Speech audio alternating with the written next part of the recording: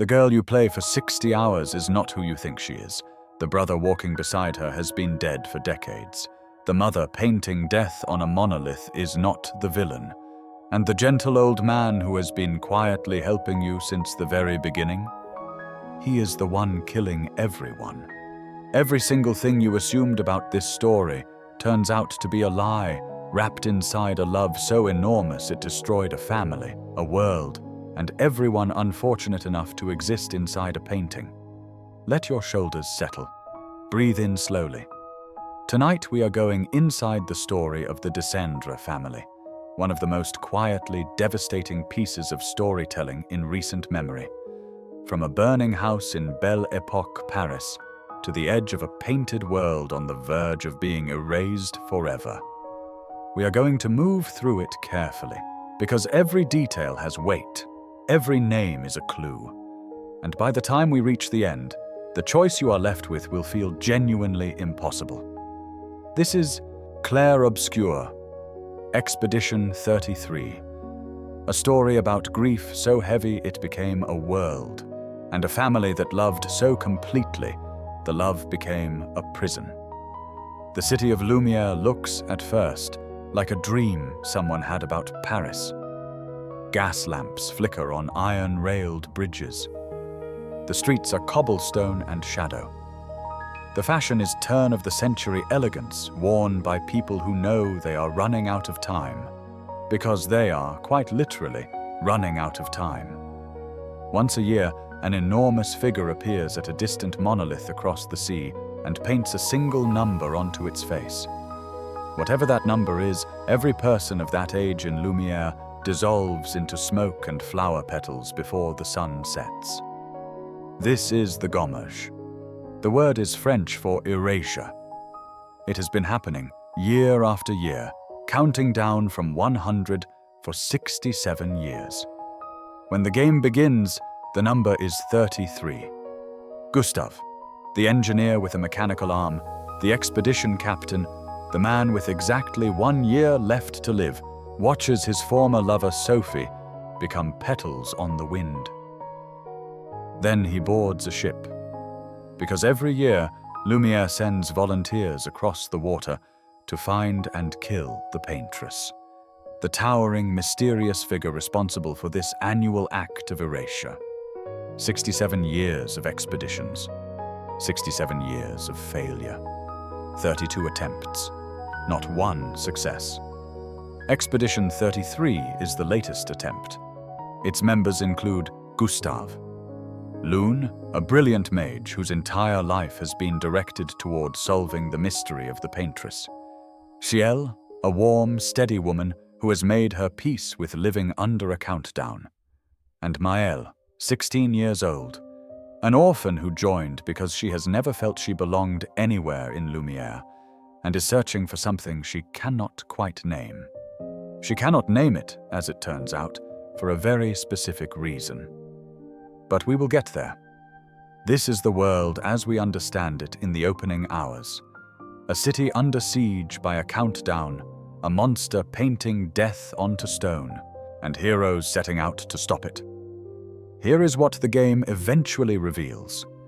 None of that is true. Not one part of it. The paintress is not a monster. The Gommage is not her doing. The world the expedition is crossing is not a real place.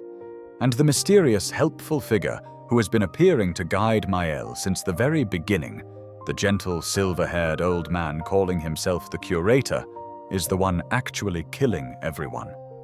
But before any of that makes sense, we need to go back. Back to a house in Paris, to a family with an extraordinary gift, and to a night when a fire changed everything.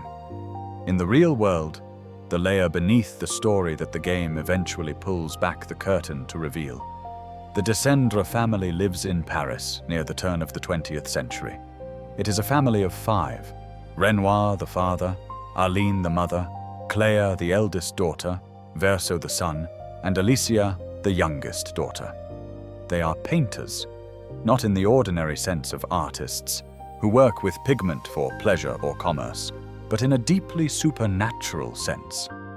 The Dessendres belong to a faction of individuals gifted with the ability to create living worlds inside the canvases they paint. A canvas, in their understanding, is not a flat surface. It is a doorway. Invest it with enough chroma, the luminous creative energy that powers their gift, and the painted world becomes genuinely real, populated, alive. Renoir and Aline are both accomplished painters. Their children carry the gift in varying degrees. Clair, the eldest, works with precision and methodical intelligence. Alicia, the youngest, shows real potential, though her family's considerable expectations sometimes make it difficult to see her as she actually is, rather than as what they hope she will become. And Verso is something of a gentle outlier in the family. He loves music more than painting. He plays piano and guitar.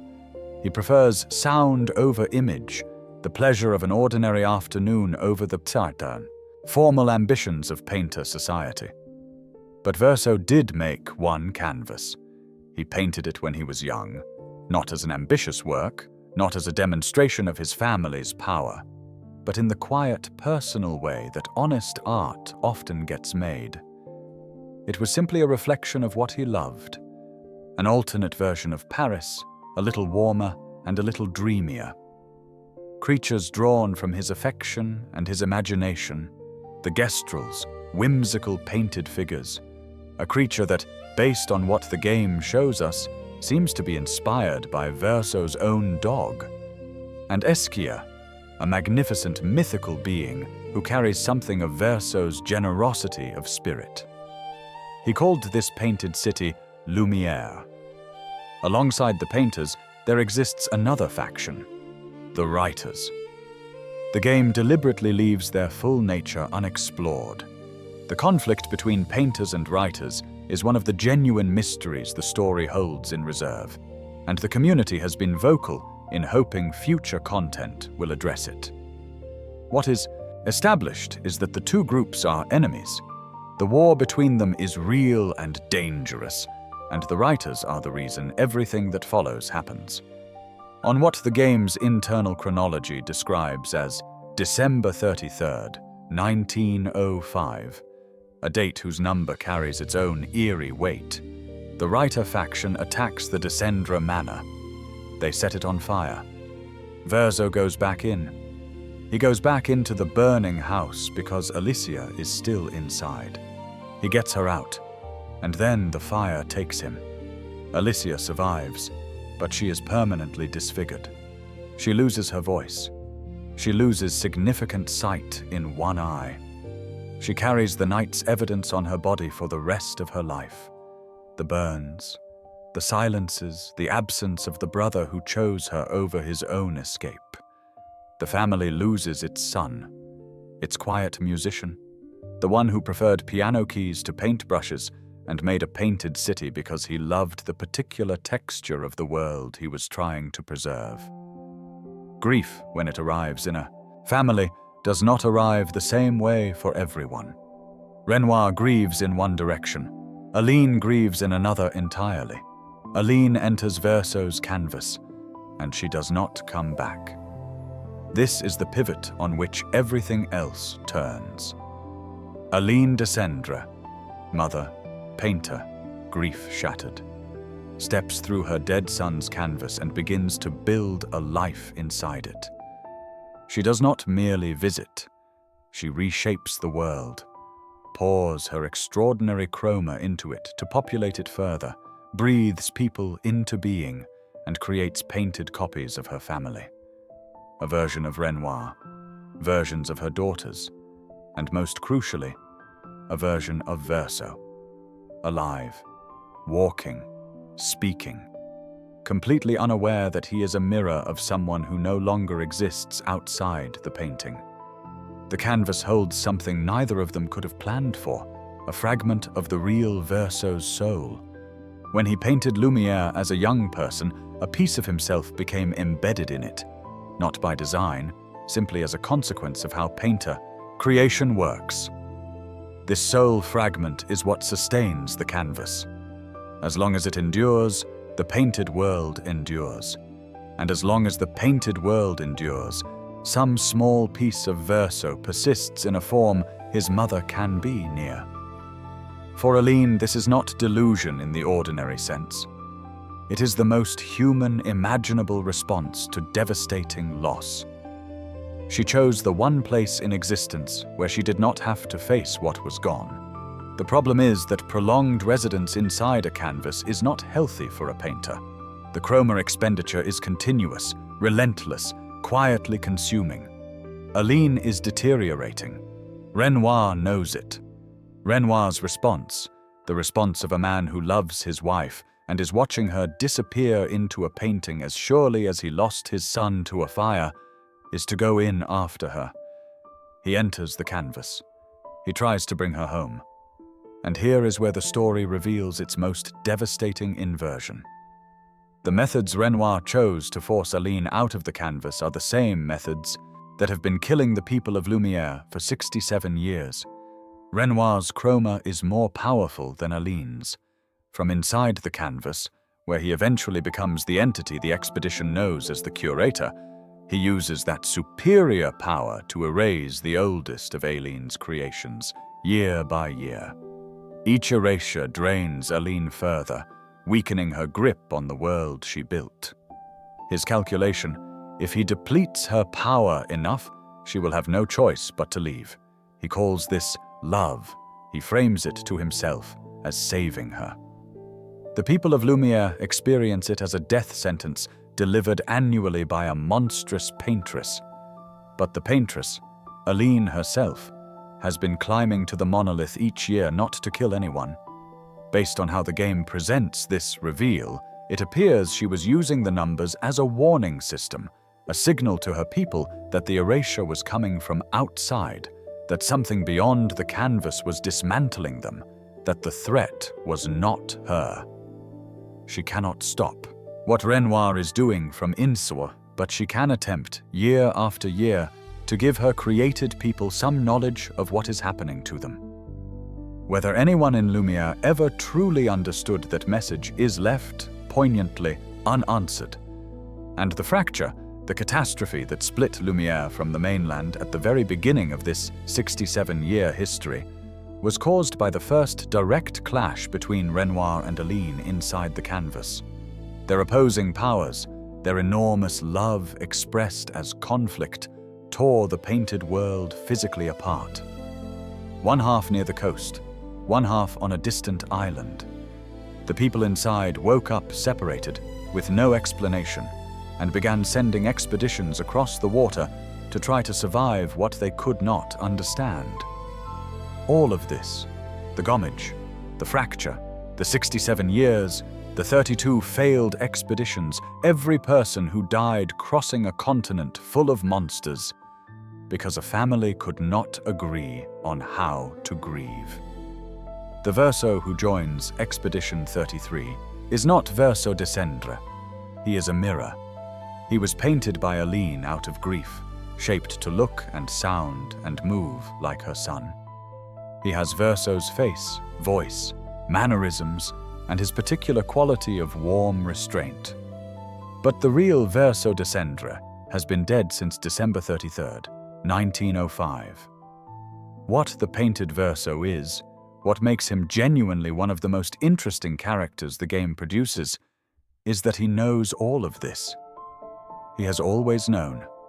He knows he is a copy. He knows that the real Verso's soul fragment is embedded in the canvas, sustaining the painted world, slowly exhausting itself. He knows this is not a life so much as an extended obligation.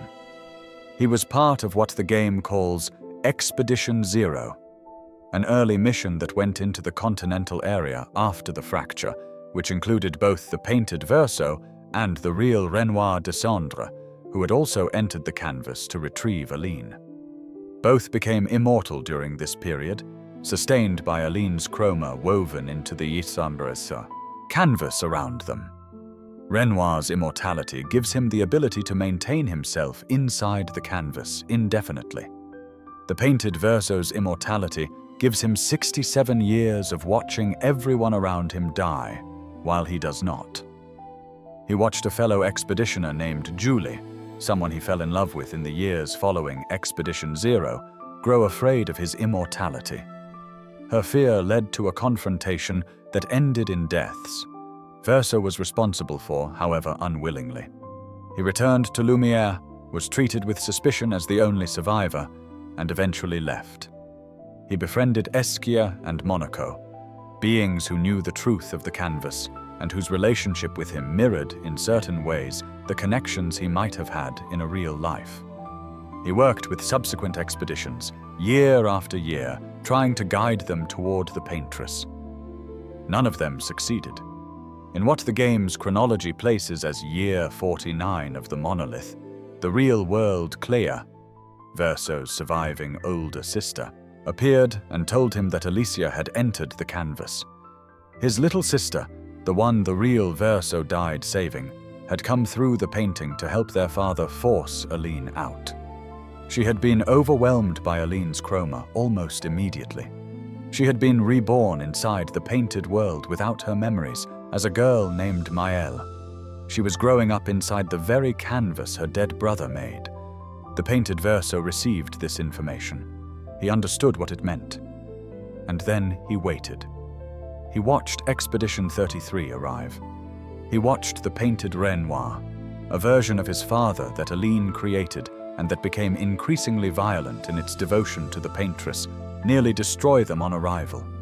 He pulled Maelle unconscious from the wreckage and carried her to safety. He cleared Nevrons from her path in secret. He kept his distance. And when the moment was right, when Gustave was killed and Maelle needed someone to step into the role of guardian, he appeared. With a face full of sorrow and a story that was not quite true, he introduced himself as a stranger. He watched her grieve. He took Gustave's place at her side. He knew who she was, knew what the canvas was doing to her real body outside, and he said nothing. He chose the goal over the person. He chose ending the canvas over honoring the sister inside it. He eventually admits to Renoir, not to Maelle, that he let Gustave die. That he could have arrived sooner and chose not to, because Gustave's death served the plan. He is not proud of this. But it is the truth of who he is. Someone who has spent 67 years making necessary and terrible choices in service of an ending he believes is right, and who has grown quietly capable of things that the kindness in his face would suggest are impossible. Maelle is introduced as an orphan. She was 3 years old when she lost her parents, which in the context of everything we now know means she was 3 when Alicia Dessendre entered the canvas and was overwhelmed by Aline's chroma and forgot who she was. She grew up in Lumiere, passed between foster families, never quite settling, never quite belonging, until she ended up in Gustave's household and found something that resembled steadiness. She treats Gustave as her foster brother. She is guarded with nearly everyone else, slow to trust.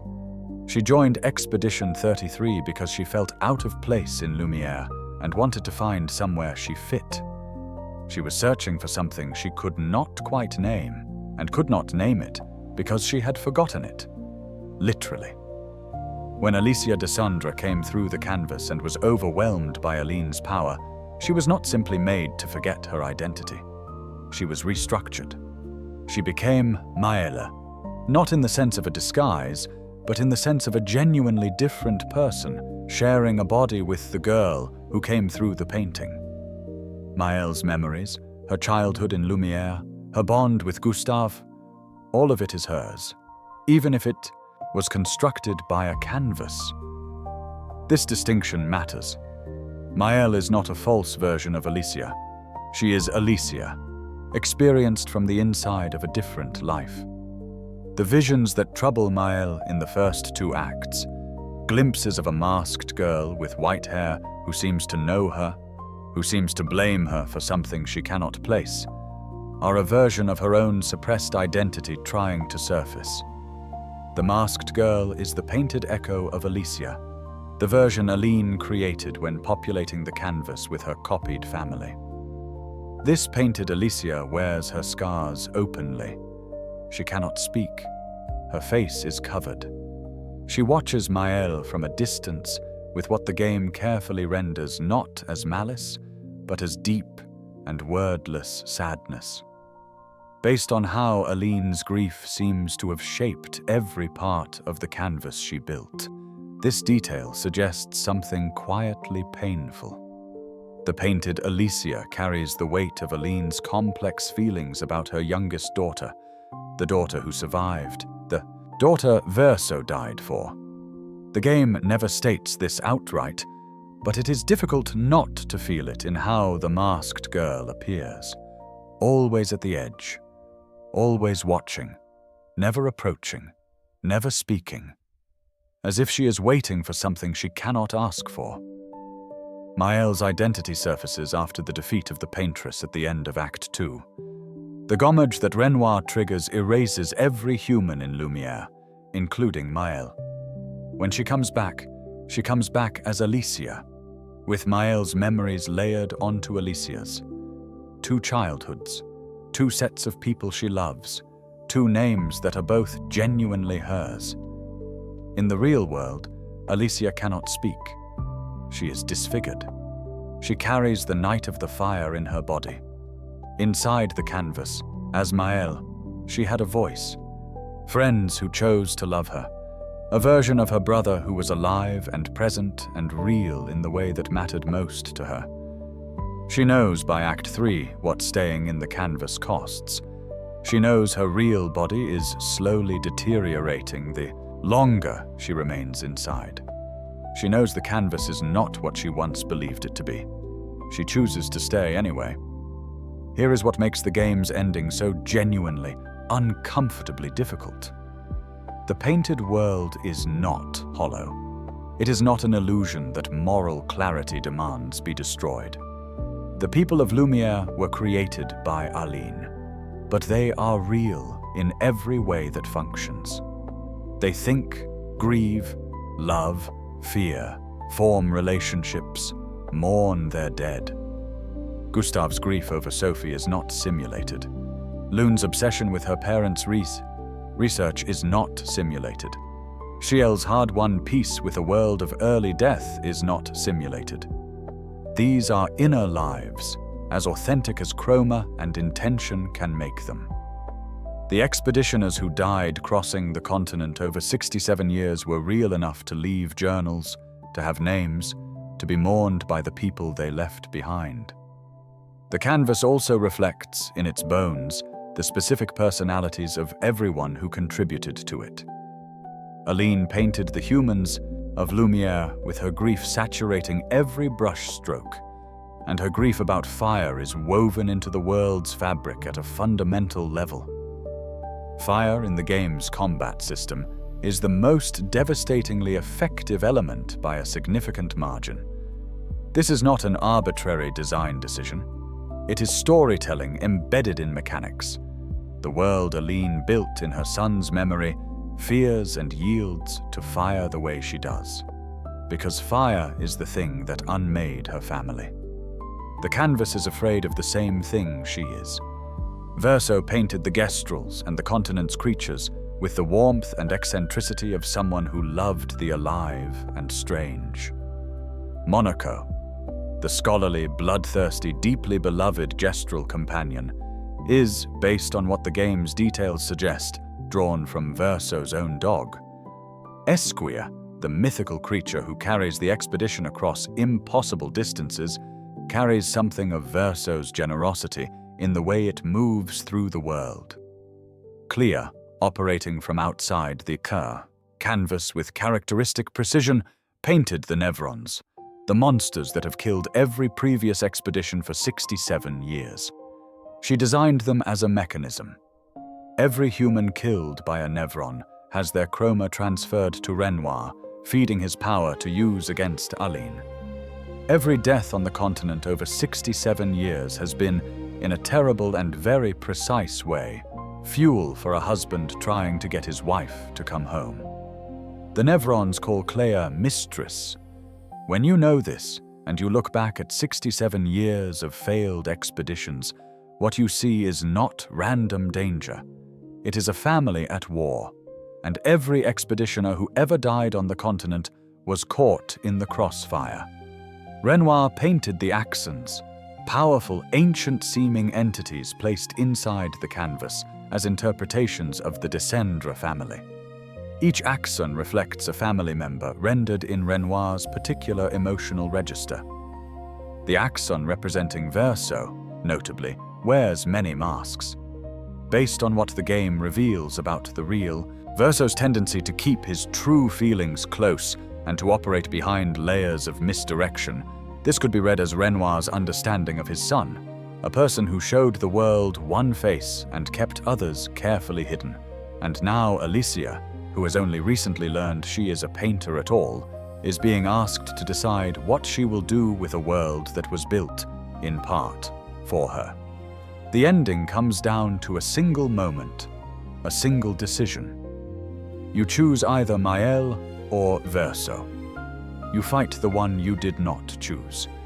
If you play as Verso and defeat Maelle, he approaches the soul fragment, the last small piece of Verso Dessendre's actual self, the piece that has been sustaining the canvas since 1905, and gives it permission to stop.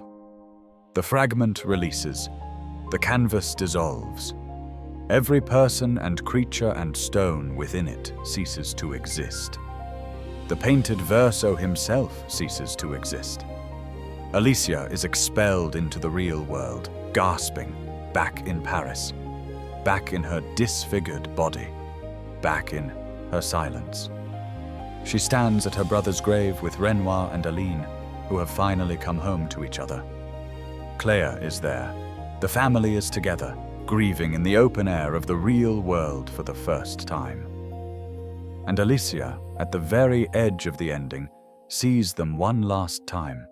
Maelle, Verso, Gustave, Lune, Chiel, all waving from a gentle distance, like people seen across a great body of water. Then they are gone. This is the ending many players and critics identify as the resolution the story's arc is built toward.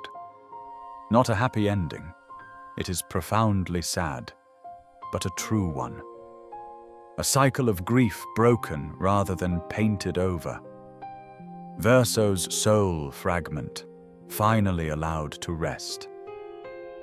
If you play as Maelle and defeat Verso, she remains in the canvas. She uses her awakened painter's power to rebuild Lumière, resurrect the Gommaged, restore Gustave and Chiel and Lune to life. The painted Verso continues to exist. In the final image, he sits at a piano in a beautiful opera house and prepares to play. The city is alive around him. And then the camera cuts to Alicia in the real world, her face stained with paint, exactly as her mother's face was stained during all those years inside the canvas. The cycle she entered the painting to end is now hers to maintain. Game director Guillaume Broche has said publicly that he does not consider either ending definitively correct. The developers debated and never resolved whether the painted people's lives are real enough to be worth preserving at the cost of the Dessendre family's healing. Both answers are valid. Both are tragic. The game trusts you to choose without telling you which choice was right. There is one detail that does not change regardless of which ending you select, and it is the one that most clearly communicates what this story is actually about. In the final moments of either route, someone is trapped. In Verso's ending, Alicia is returned to a life of loss and limitation. In Maelle's ending, Verso is trapped inside a canvas that requires him to keep going, the way the soul fragment has been trapped for 67 years. The Dessendre family's particular form of love has always, inevitably, built cages. The only question is who ends up inside them. There are details woven into the game that only fully reveal their weight after you know the truth. The kind of details that make players immediately want to restart. The game's main menu theme is called Alicia, not Maelle, not Lumiere. Alicia. Composer Lorient Testard wrote it in an invented language, specifically designed to carry emotion without attaching it to real words that might narrow its meaning. It was composed as the very first thing a new player would hear. Sitting with that knowledge after you understand who Alicia is gives the piece a completely different quality. It is a name spoken before you knew the name existed. A lullaby sung to someone who, as far as the player knows in those first moments, does not exist anywhere in this story. The Nevrons calling Clair mistress is another of these moments. Throughout Acts 1 and 2, it registers as strange, possibly a quirk of the monster's behavior. After the reveal, it is perfectly precise. They call her mistress because she made them. Every Nevron on the continent is Clair's creation, a weapon built by a daughter who loved her family enough to become the architect of 67 years of suffering in order to end her parents. The curator communicating only with Maelle throughout the first act reads initially as a plot convenience. Why only her? After the reveal, the answer is obvious. Renoir could always sense that Alicia was inside the canvas. She is his daughter. Of course, he reaches for her first. Of course, she is the one he trusts. He is not talking to the youngest member of Expedition 33. He is talking to his youngest child, who has forgotten she is his. He has been doing this for 16 years, entering the canvas, watching his daughter, who does not know she is his daughter, grow up, guiding her from behind a careful distance. This is an extraordinary and quietly devastating portrait of a father who chose his wife's well-being over his daughter's identity, and who has to live with that choice. The painted Verso's admission that he let Gustave die is the moral fracture at the center of his character. He tells this to Renoir, not to Maelle. This timing, and to whom it is admitted, says something important about how the painted Verso operates. He is capable of honesty. He delivers it strategically to the person where the confession costs him least. This does not make him a villain. It means that the self-sacrificing figure the game sometimes seems to be building is more complicated than that. Someone who has made hard and genuinely wrong choices across 7 decades, and who knows it, and who made the choice anyway. There is a version of this story that is about the supernatural. The painters and writers, the canvas worlds, the soul fragments, the chroma. All of it is compelling on its own terms. But the reason Expedition 33 landed the way it did is that at its core, it is not about magic. It is about grief. Specifically, it is about what grief does when it is not processed. It does not disappear. It builds. It finds outlets. It constructs elaborate structures to avoid confronting the loss at its center. Aline's canvas is the most literal possible version of this. A mother who built an entire world rather than face a morning without her son. Because she had the power to make that world real, what would have been private mourning became something with consequences for thousands of people who never asked to exist and certainly never asked to be erased. Renoir's countergrief is equally recognizable. The partner who watches someone they love disappear into their sorrow and decides the most loving thing they can do is force them back. He is not wrong that Aline is hurting herself. He is catastrophically wrong in his methods. And his wrongness has killed people for 67 years. Good intentions and great power do not generate clean outcomes. The painted Verso's exhaustion is a third kind of grief. The grief of being a copy, of living as a reminder, of being unable to die, and therefore unable to have ever truly lived. He wants release. He wants the soul fragment of Verso Dessendre, the boy who loved music and made a city for the people he cared about, to finally stop being held in service of a family's inability to let go. And Maelle, Alicia, carries the oldest and simplest grief of all. She is the one who lived. Her brother ran back into the fire because she was still inside. She woke up with burns and silence and the knowledge that the only reason she is alive is because someone else is not. Inside the canvas, she had a life that did not begin with that knowledge. She had people who chose to love her without that weight attached. Of course, she does not want to leave the card. World she found inside the painting is the first one that did not ask her to be grateful for surviving. Both choices are comprehensible. Both choices are, in their own way, love. That is the cruelest and most precise thing the story does. It makes you understand everyone, and it still makes you choose. There is a version of the story's ending that exists before you play a single moment of the game. The main menu appears, you settle in, and the music begins. And you do not know yet, you cannot possibly know, what is hiding in it. It is called Alicia. You do not know there is anyone called Alicia in this story. The music is in an invented language designed to be universally emotional rather than linguistically precise. And it does what music in invented languages does. It reaches past the part of you that needs to understand words and lands somewhere quieter. It sounds, without your being able to say exactly why, like goodbye. This quality runs through the entire score. Composed by Lorien Testard and developed over 5 years alongside the game, performed by more than 30 musicians and a 9-person choir, the soundtrack of Expedition 33 is built on leitmotifs that shift meaning the moment you know the truth. Gustave's theme returns after his death in ways that are genuinely difficult to sit through.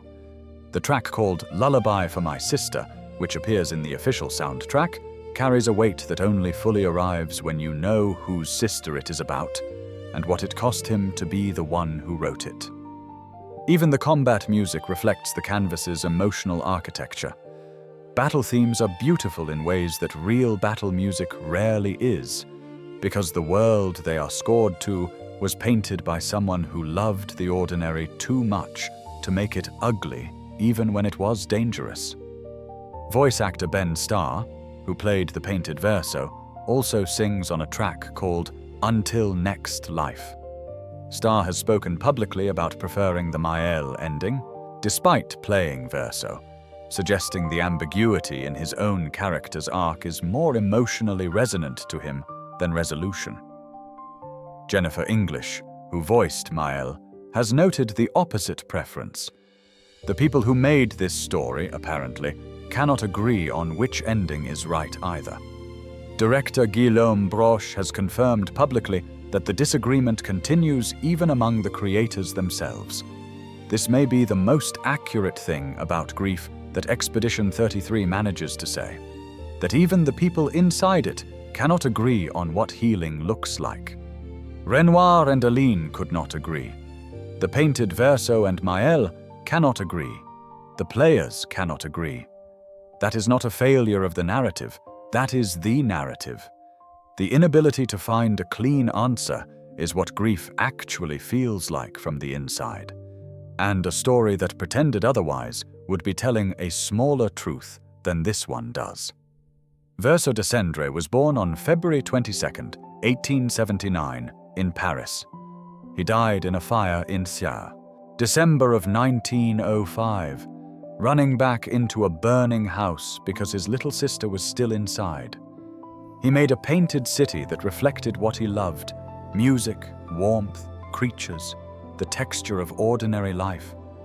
And a piece of his soul stayed in that city long after he was gone, sustaining it quietly, the way a candle sustains a room. The city lived. The people inside it lived. The grief that built it lived.